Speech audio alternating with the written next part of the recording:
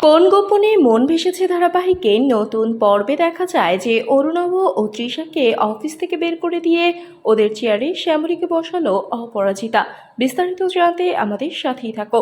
অরুণাভ ও তৃষার মুখোশ খুলতে আগে থেকে সবটা সাজিয়ে রেখেছিল শ্যামলী। অরুণাভ মনে করেছিল তাদেরকেও হয়তো আর সন্দেহ করবে না, তাই তারা আগের মতো করে সব জিনিস থেকে অল্প অল্প করে সরিয়ে ফেলে, কিন্তু এর উপর বাড়ির সবাই নজর রেখেছিল।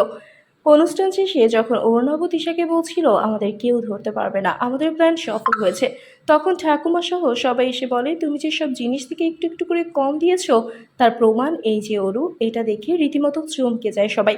বাড়িতে ফিরে অরু তৃষা মিলে যে সবটা করেছে তাই অপরাজিতা বাড়ি থেকে বের করে দেয় অরুণভ ও তৃষাকে। রাগে ক্ষোভে বাড়ি থেকে বের হয়ে যায় আর শ্যামলীকে বলে যায় তোকে দেখে নেব। আর শ্যামলী এত বড় উপকার করেছে দেখে শ্যামলীকে অরুণাভ তৃষার চেয়ারে বসালো অপরাজিতা।